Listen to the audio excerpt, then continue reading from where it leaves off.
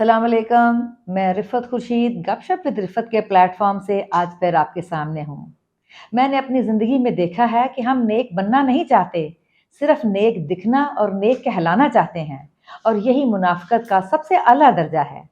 और यही मुनाफ़िक़त, यही रवैया हमें बाज़ औक़ात इतनी शर्मिंदगी से दो चार करता है, हमें बहुत सारी जगहों पर इतना बेबस कर देता है कि तब हमारी अकल, हमारी समझ, हमारा शऊर हमारे किसी काम नहीं आता, और हम मुकम्मल तौर पर अपने आप को बहुत सारे हालात में बिल्कुल बेबस पाते हैं। आज मैं आपके साथ अपने एक निहायत मोहतरम साथी का बताया हुआ एक वाक़या शेयर करूँगी। वो बताते हैं, आज से तकरीबन 30-35 साल पहले उनके वालिद साहब ननकाना साहब में गल्ला मंडी में आड़त का कारोबार करते थे। उनकी वहाँ पर अपनी बहुत सारी दुकानें थीं और उनका वसीअ अरीज़ कारोबार था। जबकि उस वक़्त गुरु नानक गुरुद्वारे के मतवल्ली उनके बेहतरीन दोस्त थे। वहाँ पर बहुत से सिख ख़ानदान आबाद थे। यही नहीं, बल्कि जिस गली में इनकी रिहाइश थी, इनकी गली में तकरीबन आधे मुसलमान और आधे सिख रिहाइश पज़ीर थे। गुरु नानक के मतवल्ली इंतहाई परहेज़गार और आला किरदार के हामिल इंसान थे। उनके आला किरदार की वजह से उनकी अपने इलाके में बहुत शोहरत और बहुत इज़्ज़त थी। वो अक्सर रात को ये तमाम साथी दुकानों के बाहर थड़ों पे बैठकर गप्पे मारते हैं और सारे दिन के अहवाल और सूरत हाल एक दूसरे से डिस्कस करते। मेरे साथी बताते हैं कि उनके वालिद के बकौल गुरुद्वारे में हर वक्त इबादत होती थी, और हैरानी की बात यह है कि वहाँ पर मुसलमान अपनी नमाज अदा करने के लिए भी वहाँ जाते। वहाँ पर एक साइड पर नमाज का एहतमाम भी होता, जिसे गुरुद्वारे में बैठे तमाम सिख सुनते। और उन्होंने बहुत दफ़ा गुरुद्वारे में मौजूद सिखों को सूरत इखलास की तिलावत करते हुए भी सुना। बहुत दफ़ा गुफ्तगू के दौरान वो मुतवल्ली साहब बहुत सारी इस्लामी गुफ्तगू करते और बहुत सारी आयात उन्हें ज़ुबानी याद होती।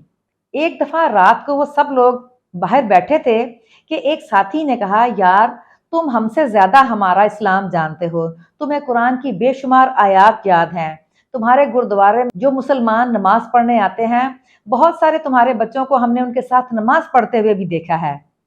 चाहे वो शायद शुगल के तौर पे करते हैं या अपनी नासमझी के तौर पे करते हैं, लेकिन ये सब कुछ तुम बहुत अच्छी तरह जानते हो, तो मुसलमान क्यों नहीं हो जाते? तुम्हें चाहिए कि तुम कलमा पढ़ लो। ये बात सुनकर वो मुस्कुराए और कहने लगे, यार मैं बहुत सोचता हूँ इस बारे में, लेकिन मैं सोचता हूँ कि दुनिया में 1,24,000 पैगंबर आए। उन तमाम पैगंबरों की कौमों ने उन्हें बहुत परेशान किया, लेकिन जब उन्होंने उन्हें पहचान लिया, उन्हें मान लिया, तो उनकी वफात के बाद उनकी आल औलाद को कभी नुकसान नहीं पहुंचाया, उनको सरों पे उठाया, उनकी बहुत एहतराम किया।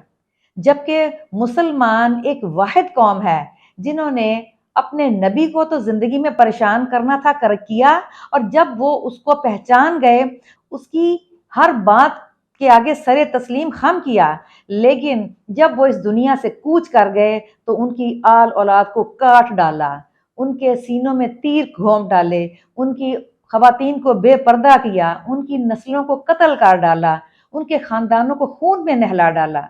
मैं अक्सर ये सोचता हूँ, मैं क़यामत वाले दिन उस नबी की कौम में से नहीं उठाया जाना चाहता जिसने अपने नबियों की औलाद को खून में नहलाया हो, उन्हें कत्ल किया हो, उनकी बेहुरमती की हो।